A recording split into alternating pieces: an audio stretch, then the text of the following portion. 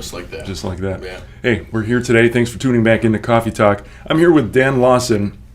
Hey. Awesome man, husband, father, Catholic therapist. Wow. Entrepreneur. That's great. Wow. Wow. It's intense. Wow. It almost makes me seem like I know something. You definitely know something. Oh, just a little bit.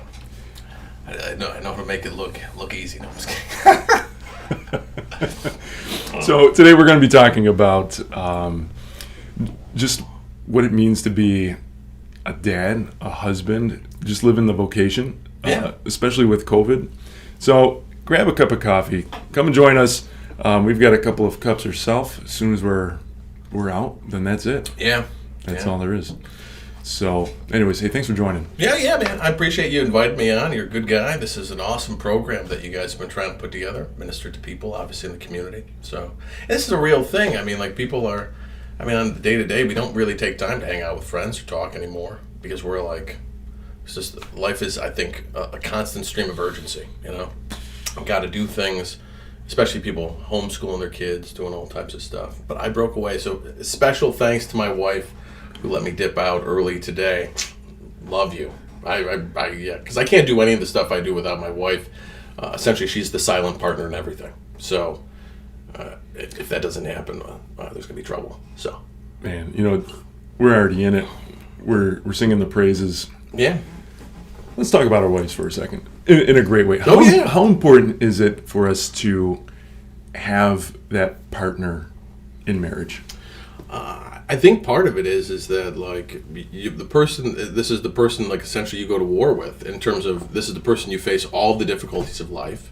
So you have to trust them, and they have to kind of know, like, what's going on in your life. And so if you don't have, somebody that you can rely on and can trust, and somebody that is going to support you with your dreams, it just makes it more difficult, especially depending on, like, what's going on in your life. Life's complex sometimes. The longer we're alive, I feel like it just keeps expanding, you know what I mean? You have, a child or a business or work or whatever you're trying to do, that other person, becomes incredibly important, So, yeah, I think that is important to have, like, a partnership where that person's got your back. I think it's hard, though. I think one of the things that me and my wife do, I think, more regularly now, especially since life continues, the longer we're married and the longer we have more children than we obviously started with. So the thing is that, like, to talk about goals and to talk about, like, what she wants to do or what she's working on. So I know how to help her. She obviously knows how to support and help me. And then we have all these little people who have their own personalities. Figure out how to, like, wrangle them. And teach them and keep them informed.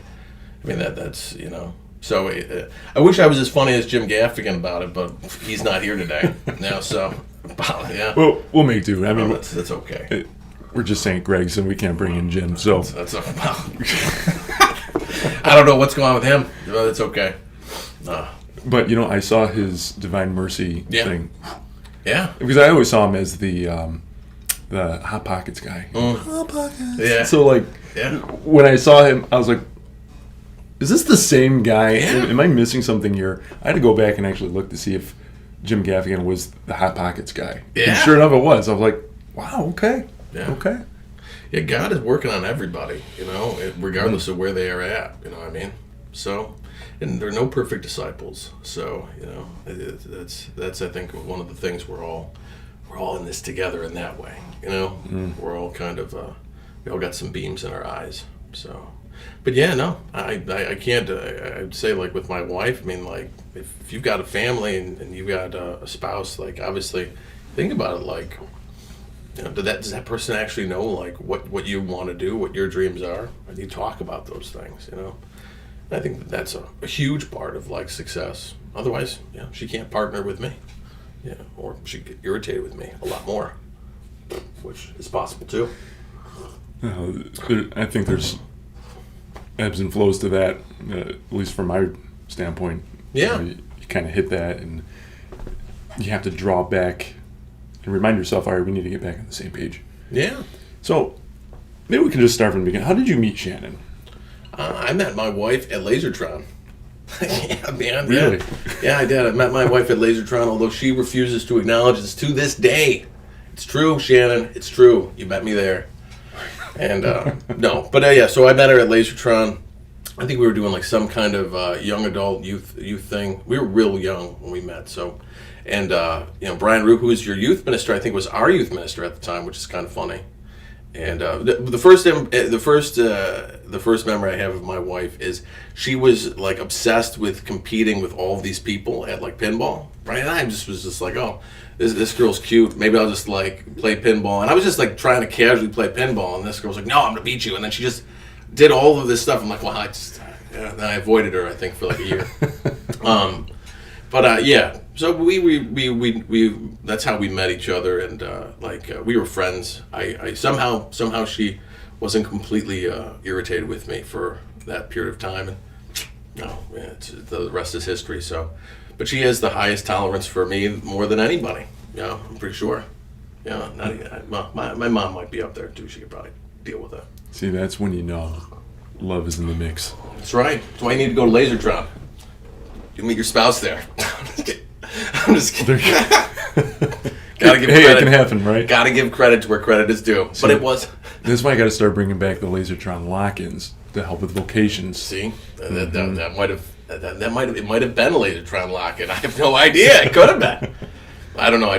She's competitive, and I'm not. I'm just kidding. Well, I'm not as competitive, but I think that it's funny how we meet people. How'd you meet your wife? Well, long story short, our families knew each other back when we were growing up in South Buffalo. There was the flight from South Buffalo where everyone went everywhere else. Yeah. So our families went to the South Towns at different times, and later our families kind of reconnected a little bit. So that year, I was helping out with middle school ministry, just part-time running Edge, and she was one of my core members. And I was like, oh, right, you're Ani from the Turcharelli clan. Hey, great. She was on my core team. I'm like, hey, great. Sure. I had no interest in her at the time. It was just... we'll just edit that out. Yeah, no, it's fair. She knows. But at the time, I remember her going through a breakup, and I was telling my brother, I'm like, Ani's such a great girl. She deserves a great guy. Well, we know what happened. I guess you're that great guy. somebody had to be up for the challenge, I guess, huh? So later, I ended up leaving, and I just served for the year, and I was done with middle school, kind of moved on. I'd see her around at church or just around town, but, oh, hey, Ani, how's it going? A few years later, I go out for a reunion concert with some of my friends, and afterwards we go and we do just a little app and drink thing at Applebee's. Yeah. Ani worked at Applebee's and stopped to say hi. And I was just like, hey, Ani, how's it going? She said, oh, good, okay.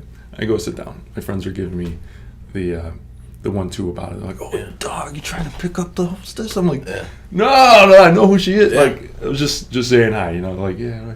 She ended up being our server, right? Wow. So she comes over, they're all looking at me. I'm like, guys, come on, don't be weird. Yeah. Well, it was a great night. It was a lot of fun. I had to leave early, so my friends were like, we're going to leave your number. I was like, no, you're not going to do that. Don't be stupid, Well, later that night, I get a message from Ani. I already had her phone number, right? Yeah. So I get a message from her. She's like, sure, I'd love to. I was like, love to what? She sent me a picture of a napkin and said, hey, I'd love to get a brownie bite with you sometime. Here's my number, XOX, I was like, oh. So you got new friends after that, huh? Well, so at that point, I was like, all right, you know what? I'm sorry about that. I knew my friends were sorry to put you in a weird spot. She was like, oh, okay. Well, you know what? Why don't we just go grab a drink anyways and catch up a little bit? And she's like, okay, sounds good. So we go, and the first time I was like, okay, that was great, and we went down to a beach bar, and it was cool. And I was like, I don't know, you want to do it again sometime? She's like, yeah, cool, okay. So then that's how it started. And wow. See, Applebee's and Lasertron. See, everybody, you thought it was so complicated. Just go out there. Well, you can't because it's COVID. So I'm sorry. I don't know. Eventually you will. It's takeout, rough. Yeah. Just see the eyes. That's all you need. It's hard though. I feel a lot of people, like, especially with COVID. Before COVID, it was more difficult, I feel like, for people to socialize. And now I feel like it's got to be even more. I know it's got to be more difficult to connect with people because of the fears and the mandates and all the stuff you can't do. You know what I mean? And that's another thing. Like a lot of people, like with COVID and being home all the time or homeschooling your kids, if you never did that before, that's really a lot of stress, man. So. I mean, how you been managing like to deal with all this stuff, with having to work, deal with COVID, deal with all the stuff you got to do with ministry. I mean, what have you been doing that's kept it together? Well, that's assuming I'm keeping it together. Oh, you look good. Yeah, he does have pants on, just so everybody's aware. This is not like the shorts, the shorts and that's right. Yeah, it's true. When it's not the Zoom attire, the Zoom attire. That's right. Suit up. Pants off. Suit, yeah. I've seen that done at court. Before COVID. Yeah, no, that's a different story for another conversation. May he rest in peace. So, if he was your attorney, I'm sorry. Okay, so it's 555. That's pantsless. No.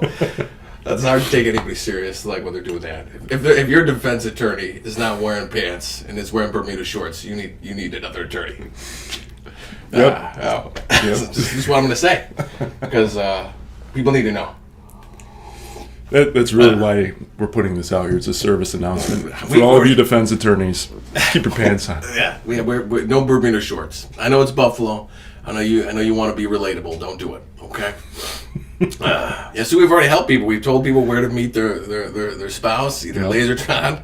When that bad boy opens up, lock-ins. We go to Applebee's, and just bring your friends if you want to get embarrassed a little bit, and then we just help people with their picking out their number one defense attorney. You know what? This was a great episode. Thank you for jumping in. That's we right. did everything. That's right. We covered everything. No, but how have you been handling it? I think in all honesty, it has been tough because here in ministry, it's been just a roller coaster. Just trying to deal with, are we in lockdown? Can we have people back? And I'm always trying to make sure that, well, first of all, it's important that people are safe. So when everything came down, let's make sure everything is on the up, And so the team has worked really well. The parish has been great on just trying to figure out, all right, how do we navigate this? So we've had a lot of great conversations, and we're on top of it. Every time that there's a change, we want to make sure that we're not just waiting to see what everybody else does. As soon as we get things to do, like, hey, all right, we need to make sure we have hand sanitizer. Okay, we got that. And always on top of things. But I think the hardest part has been seeing the members of the community just really suffering with the anxiety of loneliness, of being in despair of the moment. I think a lot of people have despaired of saying, like, I don't know what to do, what's next. That has been hard to see. And feeling inadequate to be able to help them. Yeah. I think that has been the hardest part. It's like, I don't have an answer. So we're just going to try to do and put community back together. But there's an understanding that that's going to take time to rebuild. I think internally as well as a community, it's going to take time to do that. So I think that has been the hardest part of feeling in some measure powerlessness of saying, hey, I'm not sure what to do. I don't have an answer. We can start doing things that feel right. Like, all right, let's start getting people back together. Let's have some time in prayer, really focus on that. Yeah. That seems right, but it also feels like it's not enough. So I think that's probably the hardest part of just doing that. And just as a family, like just trying to lead the family through it, has actually been pretty good. My wife has been just torching COVID. She's like, I am so sick of this. I'm done. Yeah. I don't want to wear a mask anymore. My kids aren't wearing masks. We're getting out. I hear you. So it's been challenging to just even trying to lead them through it because a lot of times I'm working here, my wife's pregnant and trying to go through all this. So it's a lot of stuff in motion at one time. It doesn't seem like anything is settled. So it's like, okay, what's next? What's next? Yeah, I mean it's hard. I mean people, yeah, everyone's got like a different variation on like what to do. There's like not like an easy answer to any of this stuff, and you know it's weird for us. The transition was odd just because like, well, we already do homeschool, right? So that was not. So I guess that was a blessing in some ways because we didn't have to kind of convert everything.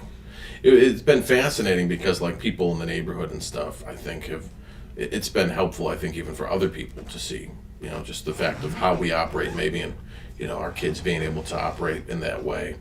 They've had, and we've had support from like family. I think we've been able to stay connected in some component, right?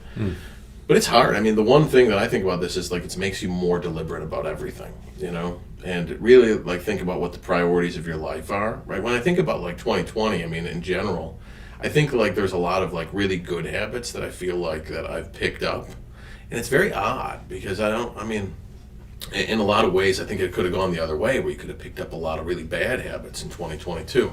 And like I said, I don't know if that's just the way that the things fell, but I think that sometimes, like you said, to keep things together, you got to be deliberate because attention is a limited resource. So I got my family, I have the people I serve, like whether it's ministry or for me, like clients I work with, to be present to these people. So like if I don't have good routine, if I don't have routine, everything's going to be screwed up.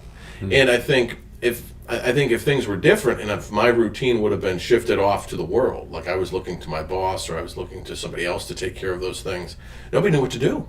For the last year, I mean, people, I mean, in just some ways, we still don't. We're making the rule book up as we go. I mean, you know, it's like that scene in Indiana Jones where they're like, what are you going to do? He's like, I'm going to get on that truck. And we're like, well, you know, how are you going to do that? He's like, I have no idea. I'm just making this up as I go along. And that's the way I feel like when you say about like being a husband and father, I feel like that's kind of the way it is.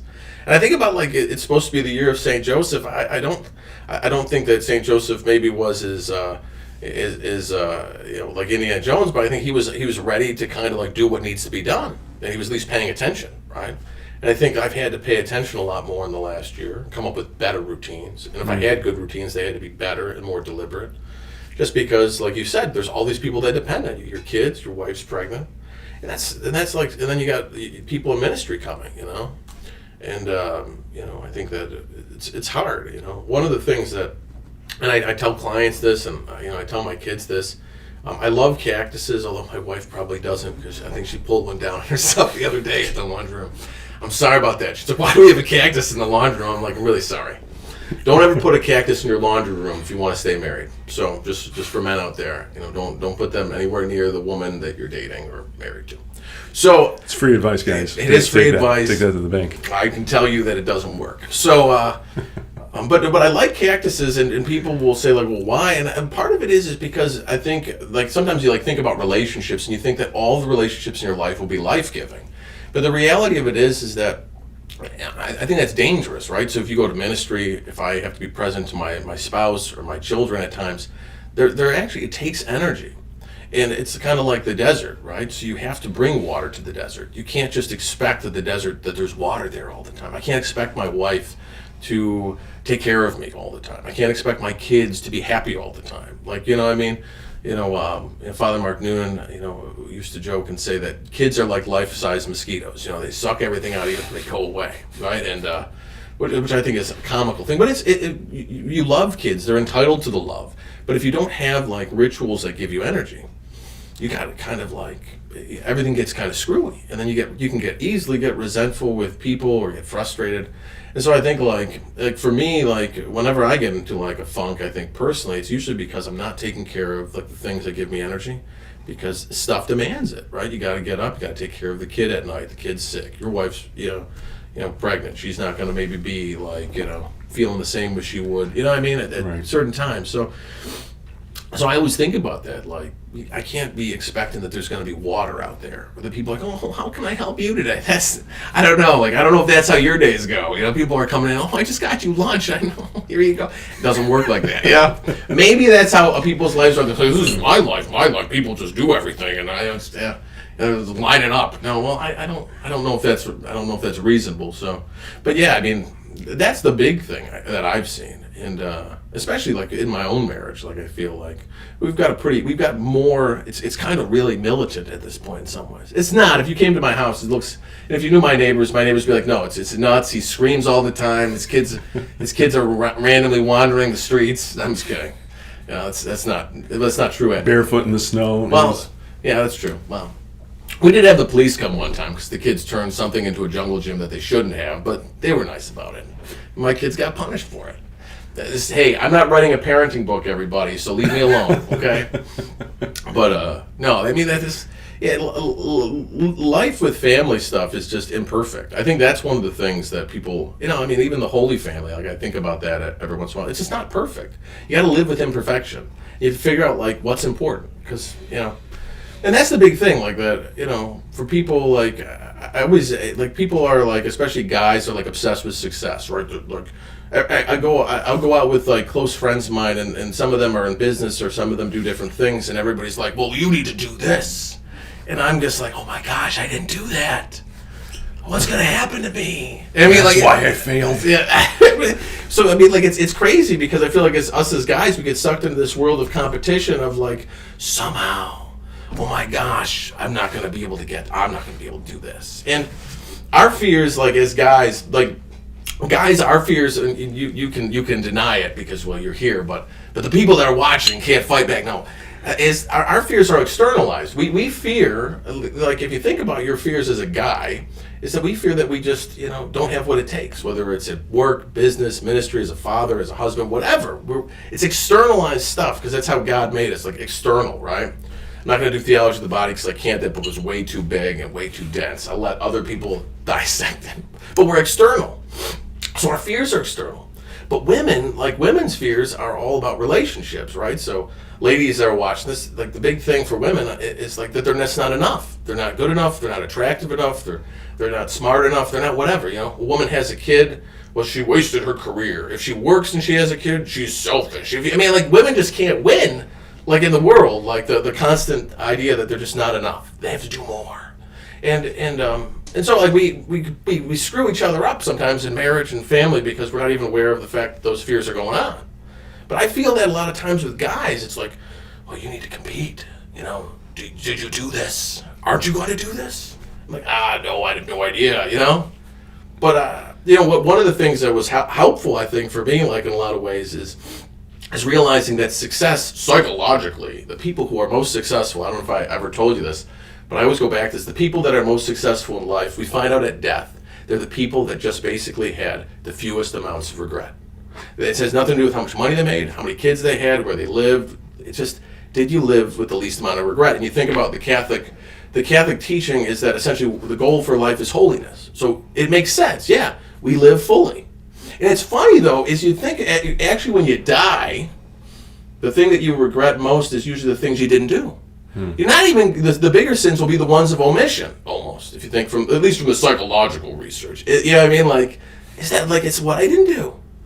And so, but it's hard. I feel like I just get pulled into this competition thing of like, you need to compete with the world. And there's all these people out there that are like, oh, I've been working, they want to minimize their life and increase their income and they want to keep going and going and going. I have no idea where they're going, but they're going someplace. They got books and books and books. My brother and me have this, well, I don't know how he feels, so I won't speak about what he feels, but I have this like, people will ask me, are there people that are possessed? And I'll say yes, and they'll be like, well, where are they? I said, well, go to the self-help section of your local Barnes & Noble. And the people so think about this, right? I'm not against self-help or whatever it is, but the concept is that the apostle, right, the person that I am, hopefully, or you are, or if we're really looking for God, we should be drawing people to Him, not to ourselves. And so anything that kind of is constantly forcing us to like think that we're going to solve everything, or that like you're going to follow my program or buy my book or do this, and you don't need God, there's definitely like something wrong there. And so I think sometimes like this competition, like I see all these other guys, but where are they leading me? Where are they leading me? Are they actually leading me to God? At the end of this book, where did I get? Did I get closer to God? Or because like, or am I getting closer to like, okay, I made more money, which will make me actually more miserable? Or it took me further away from my priorities, or further away from my wife or my kids. I think people, the America is very much obsessed with success, right, in every way, right? And I've seen it take down so many people, especially people that, I wouldn't want to believe. And it's just kind of like, that I think is hard, specifically for men. If you provide in for your family, like there's this urgency, you got to provide more. You must provide more. Why don't you do what this guy in this podcast said, right? And it's like, I don't know. And then you go back to your room and you cry and go, I don't know. I mean, like, and then, so I think one thing that I like we want to like live a life that's deliberate, so I regret as least amount as possible. And that I'm hopefully, like, whatever I'm doing directs people to God, not to me, because I'm going to be insufficient. That's one of the things that I think is really hard for guys to think about. Like, who's the center of your life? And if there are, like, people of faith watching this, as a guy, I mean, like, this is the year of St. Joseph. Some people will do, like, that, the consecration. We've been going to do the consecration to St. Joseph as a family, which I think is like is useful. But one of the things that I think about, like, St. Joseph even, is like, for Jesus, right? Jesus is God, and I always find this to be fascinating. But God's image that He gives to the human, the human part of Jesus is St. Joseph, right? So the physical manifestation of God in Jesus's life, in His humanness, was Joseph, right? Just like my dad was my image of God as a kid, right? I mean, actually, I didn't see God. You know what I mean? Like that God the Father image. But I mean, like, as a guy, like, how do we do that? So I don't know. I mean, it just, I'm sure you see that too, though. All the competition, all of the successing, right? Are you holier than me? It's like, like weird stuff. But you're right about that. So I've been working as a coach on the side, yeah, right? And just working on that. So whatever Facebook is listening to through me, yeah, is putting nothing but all of these guys who keep showing up on my feed. You want to be better? You want to be a better man? And they keep showing up, right? I don't want to be a better man. I want to be a terrible person.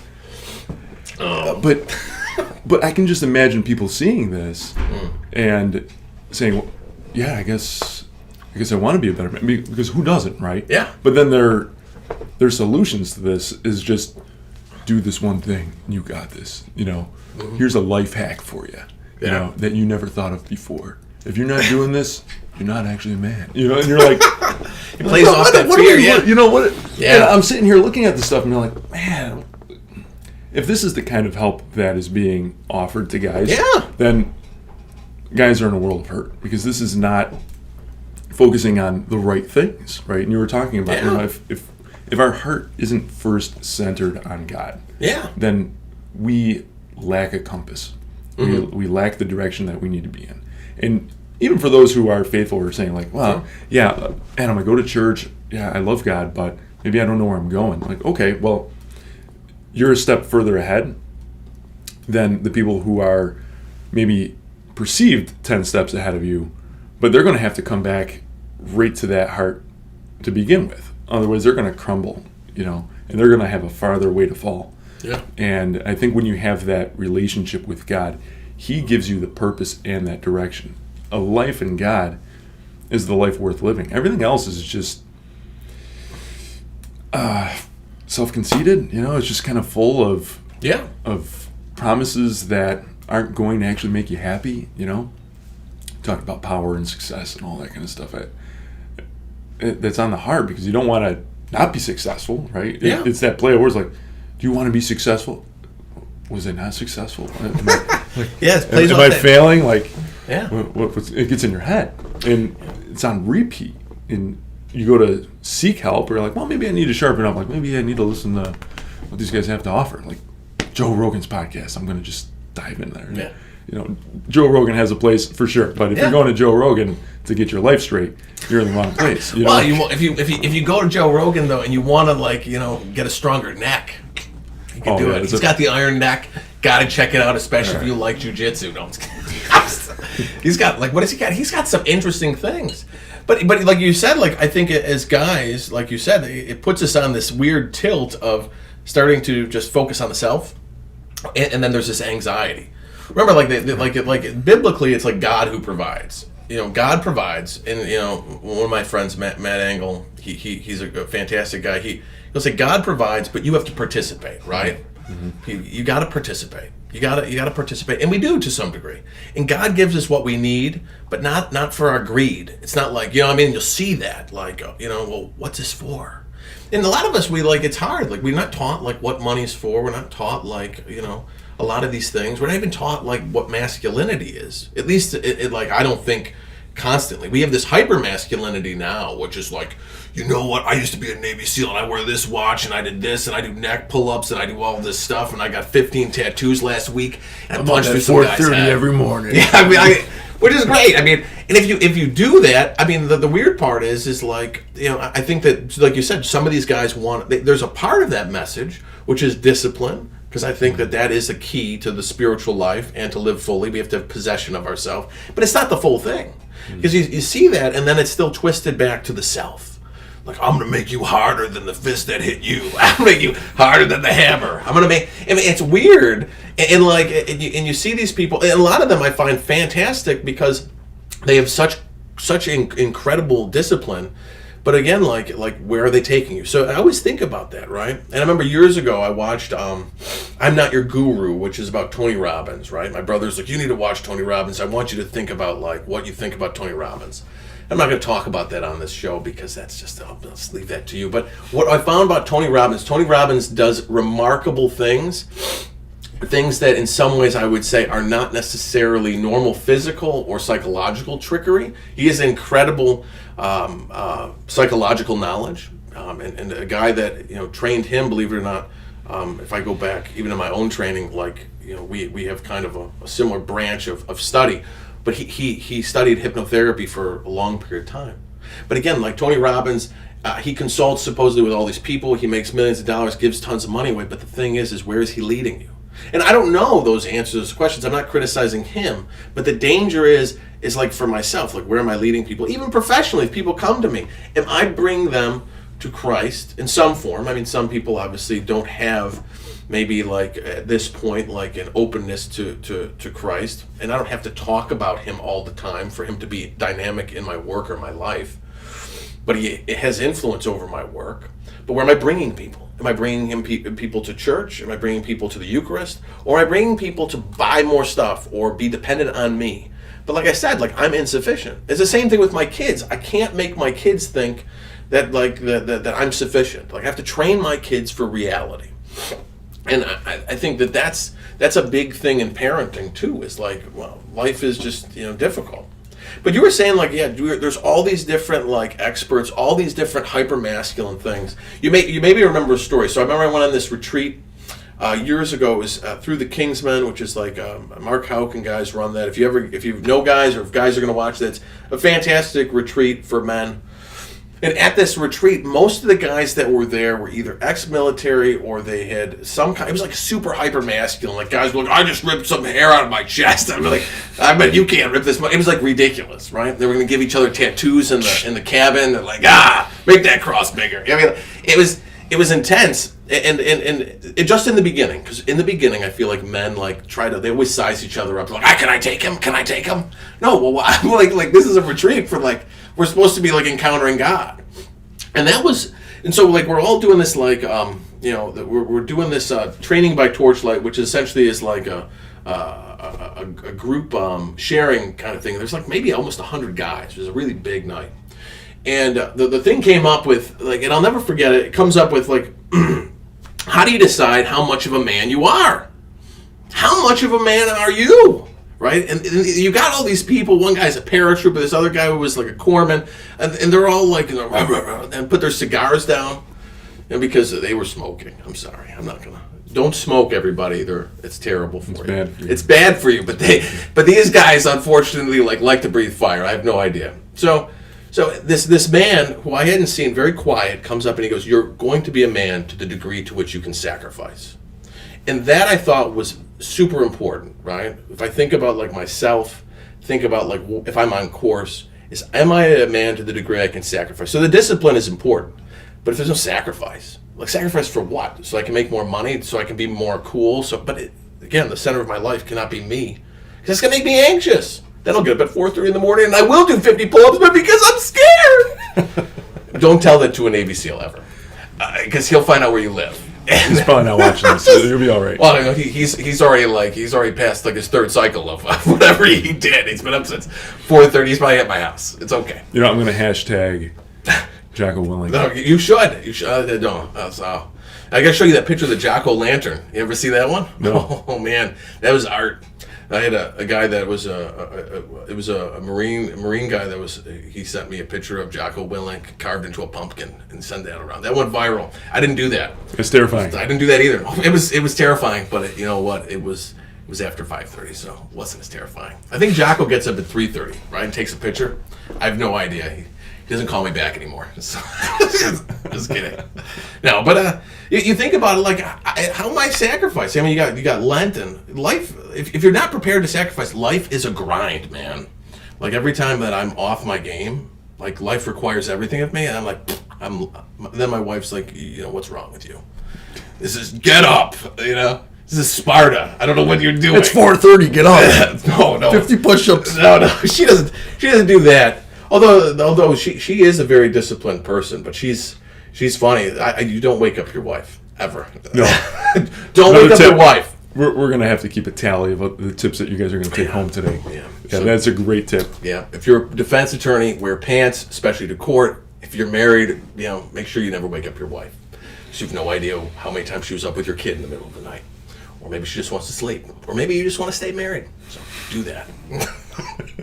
I'm serious though. I mean, it's hard. So I mean, how do you deal with like keeping like on point with discipline? Because I know you do a bunch of different stuff, and then you have little kids, and your wife's pregnant, and you got a lot of people here that depend on you.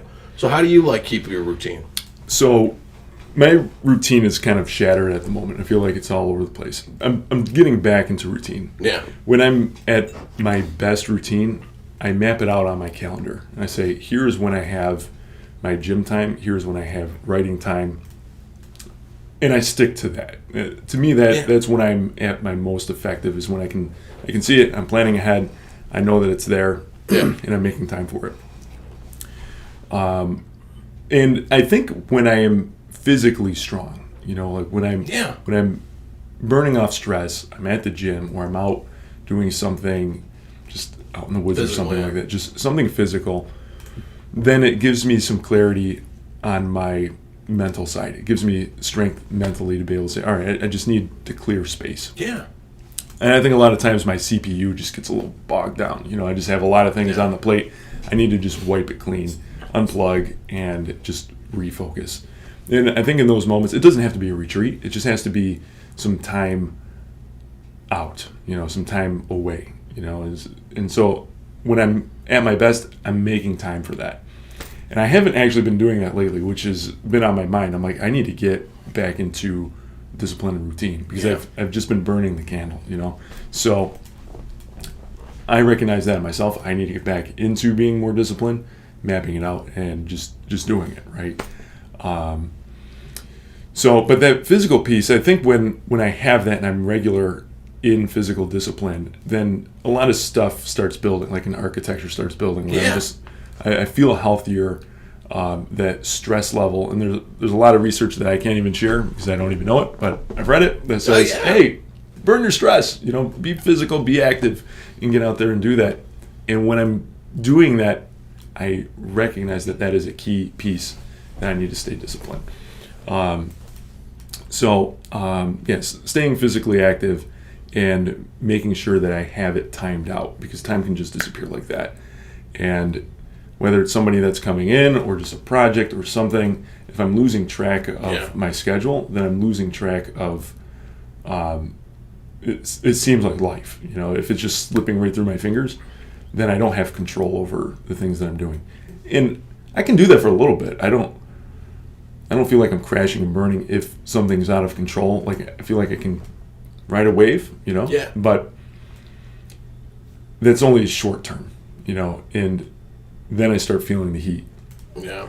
Recycle back again. All right, I need discipline. I need to get back to doing this. And so it's always that call back into that. And at the heart of that, too, is my prayer life. Because if I'm not physically strong, mentally strong, then I certainly notice that my spirituality is slipping away too. Interestingly enough, probably the past 6 months, I've been more heavy on my spiritual discipline than the other ones. Yeah. And probably because I haven't been very strong on my other disciplines, that the spirituality has picked up. So, But that's what we call, like, I think it's like adaptive energy, right? So, like, in martial arts, you remember, like, so you figure, like, remember Arnold Schwarzenegger, right? Who can forget Arnold, right? So Arnold Schwarzenegger's a pretty big dude, right? So Arnold Schwarzenegger spent, like, almost all of his energy lifting weights, right? So he's a pretty big dude. he's a big dude. He still is. I wouldn't screw with him either. Although I don't think that he would come to my house. So, you know. But the other person that comes to mind is, like, Bruce Lee, right? So Bruce Lee spent all of his energy on martial arts. Like, essentially, like, so Bruce Lee, super fast, way faster, and could actually punch way harder than Arnold ever could. But Bruce Lee could never probably lift anywhere near as much as Arnold could.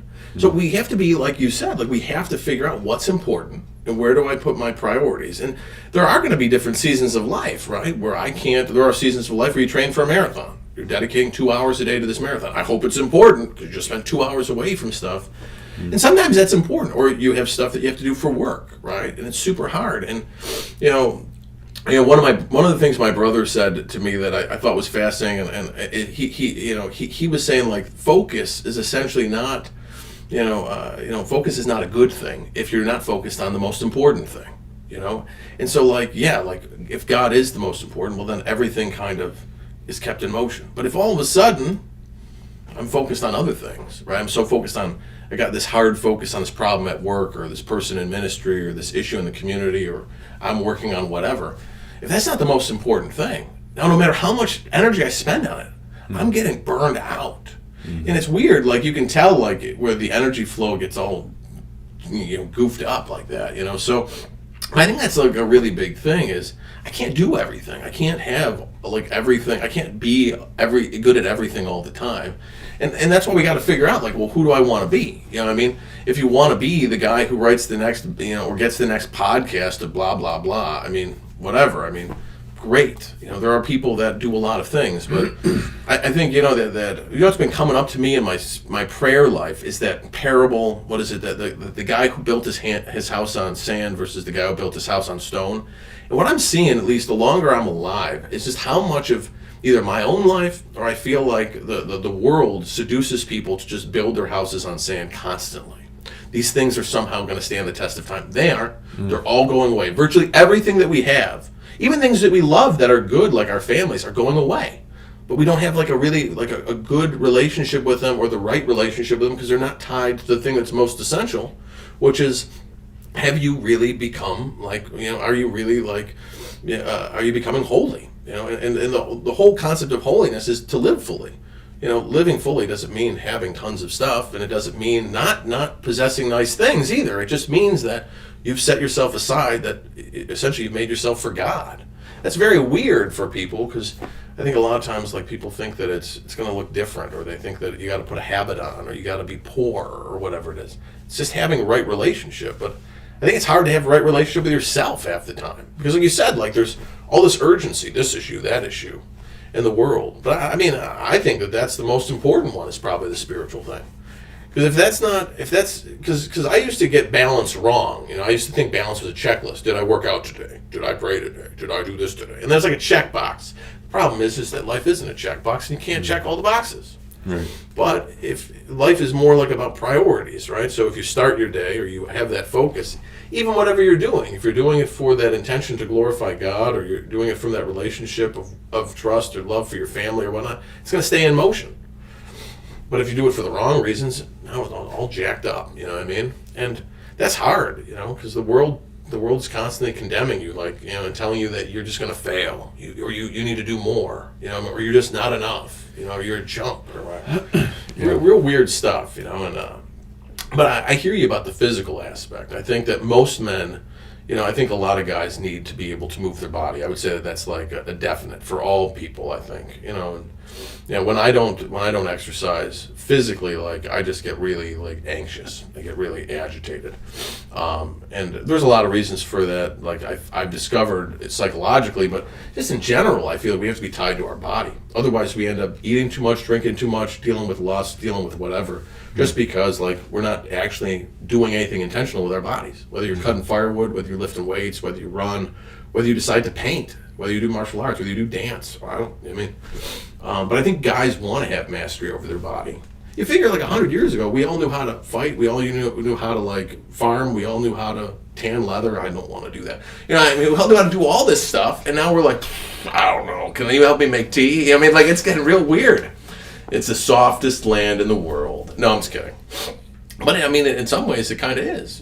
We're super lucky to be in America. In a lot of ways because, we have a lot of ease. But I think sometimes the ease is what makes it hard sometimes to even be a guy, because it's like, it's the call of America a lot of times. At least masculinity is like to be softer in some ways. Like, why don't you just be softer?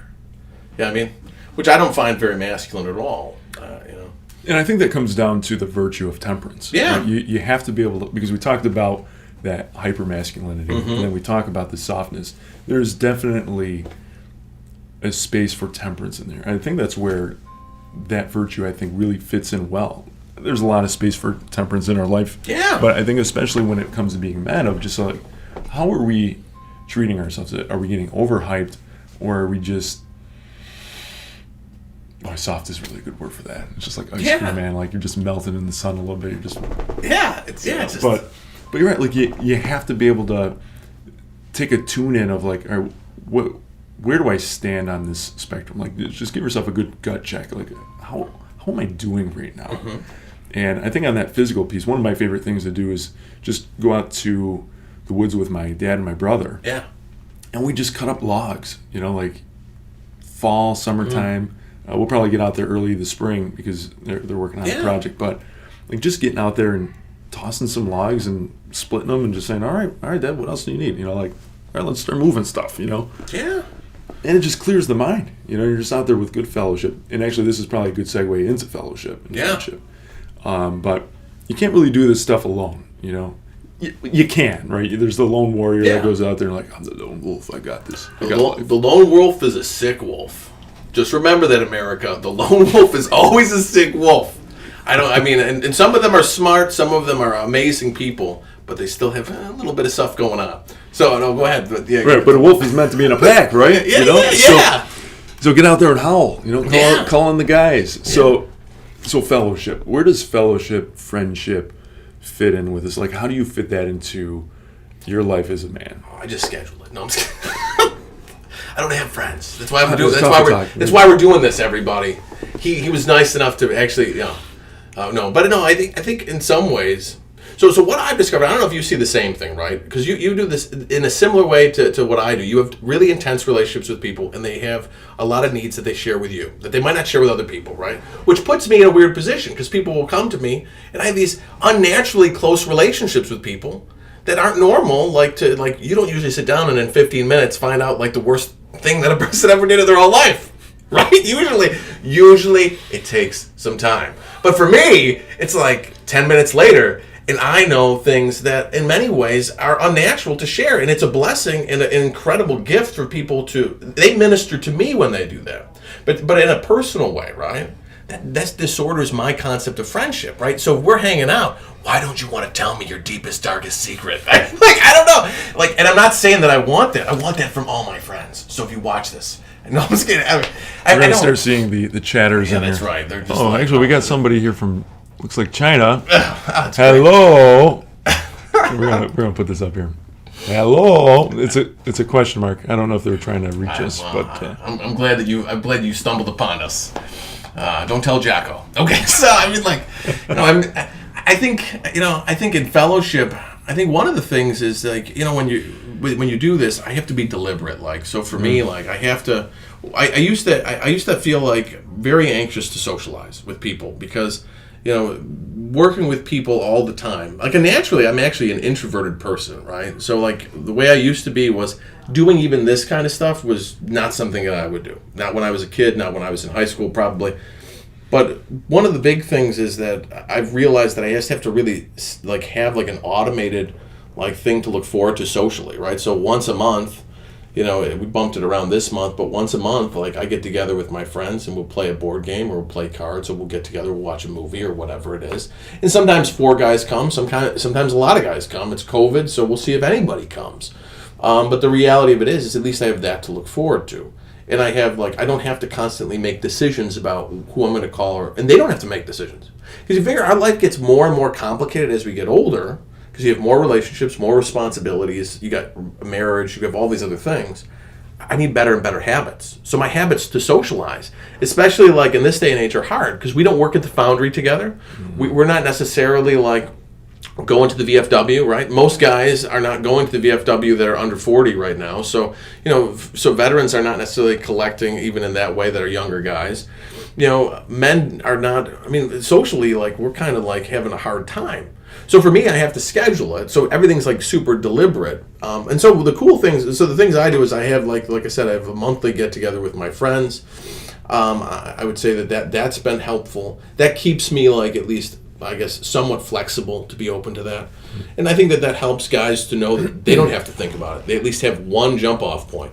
I also kind of, like, weekly, like, I like you, my physical outlet is like, boxing and stuff. So, I do other things, but I like martial arts. It's been like a lot of fun for me. It's something I enjoy.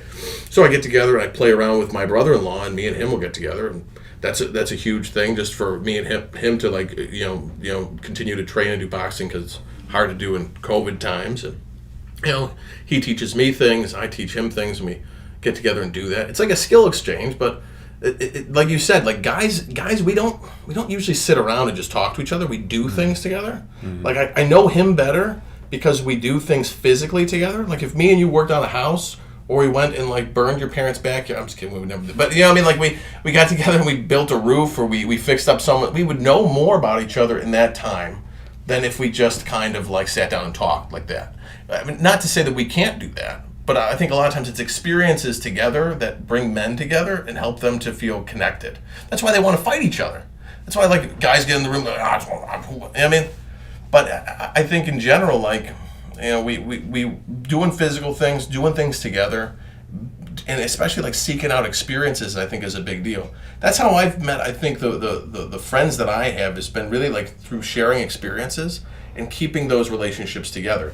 And I feel like if that's one of the hard things. I know that's one of the great things I think about what you do here and what people do in this church is they give people the opportunity to connect, and they give people the environment so that they can find relationships and have experiences.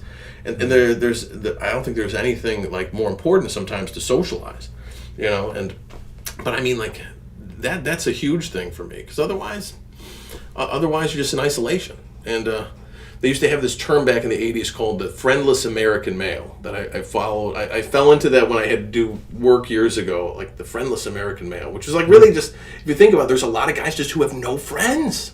They have no friends. And that's easy. I could get into that. I've been in that place at times in my life, just because you work. But your family life cannot be, like I said, it's like a desert. I can't look to my wife to fulfill me all the time. Like, that's not fair to her. She's going to resent me if I do that. Can't look to my kids to constantly fulfill me. So I have to have a network of other people that I'm exchanging with, you know what I mean? So I think, but that's hard, right? Especially now with over-reliance, I think, on social media, and COVID, and that stuff, it just makes it more difficult for people to move beyond their anxiety. I think a lot of people are going to be incredibly socially anxious if this pandemic ever adjusts back to some sense of normalcy, because people aren't used to socializing. They're not even. I watched what was it, a Home Alone, and they were like going through, like, it was one of these scenes in a mall where everybody was, like, on top of each other. Or no, maybe it was Elf during Christmas time. And I'm like, I don't know if that'll ever happen again, where people will actually be that close ever again. Like, while I'm in this, because people are so now 6 feet away, and people are yelling at each other for holding the door open. Why'd you hold the door open for me? I was just being a gentleman. I don't want you to be. You know what I mean? well, you're like 80 years old. I thought I could hold. You're gonna try and give me COVID. I'd be like, okay, I'm sorry. I won't do it. And so it's really disordering a lot of our social interactions. So I mean, I would say like the big thing for us as guys though socially is just to schedule it and not have to think about it all the time, because we've got enough to think about like at work and careers and stuff. But we don't have a lot of good social habits. You know what I mean? And we can get away with that. I think. At least I can. Yeah. Well, hey man, this was awesome. Yeah, I appreciate it. I talked too much, man. You give me coffee. It was. Are you kidding me? This was great. Wow. Look, these guys are getting a checklist, right? Speaking of the checklist. Yeah. You've got tips galore here. I hope you're taking notes. This is all free. Good. This is all yeah, free. Take notes. Yeah, just don't tell Jacko. Yeah. Don't blow us in. No. He's got better things to do. He's already asleep. For a couple minutes. Before he's in the surf, just that's right. He's got to do that. Picking up some He's rocks. going to shave his head, then he's going to get in with his teeth. Just uses his face to carve that out. I don't know. I'm just not hardcore enough, So, no, man, this is great, though. I appreciate you letting me come in and talk, hanging out with you. It's good, yeah. It's an honor. Thanks for being on here. And, I appreciate the work that you do as a Catholic therapist. Yeah. So, awesome. Yeah. Well, thank you, man. Yeah, I appreciate it. Yeah, bring me back whenever. Yeah, awesome. Sounds good. Yeah. Well, hey, thank you for tuning in. Hopefully this was fruitful for you. If this was something that you enjoyed, feel free to share that along with somebody that might appreciate this. If you're not subscribed already, subscribe. Hit the bell for notifications for when we go on live. And right now I'm sitting on a coffee talk. Do you know John Malik at all? I know. Youth minister down at JP2. Oh, okay. So we did a recording of a coffee talk. Yeah. I have to still release it. So that's going to come out tomorrow, which is going to be fun. So you want to tune in tomorrow for that. That'll be live. No, it will be posted from us before. Anyways. Oh, cool. We will be back on for some more coffee talks. We have more coming up next week. Awesome. So love to have you back another time as well. Whenever. So yeah, man. Well, sounds thank you good. so much. Thank you. Hey, do you want to close this in prayer? Sure.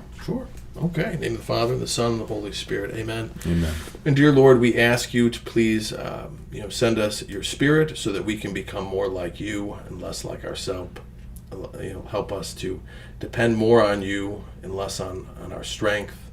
And help us to trust you to be our strength and our providence. We ask you to please diminish our pride, and so that we may have confidence and faith in your efforts in all areas of our life, so we can become the men and women that you've created to be, fully alive. Our Father, who art in heaven, hallowed be thy name. Thy kingdom come, thy will be done on earth as it is in heaven. Give us this day our daily bread, and forgive us our trespasses, as we forgive those who trespass against us. And lead us not into temptation, but deliver us from evil. Amen. Amen. Okay. Amen. Father, Son, Holy Spirit. Amen. Thank you, and we'll see you next time. Yep. Peace out.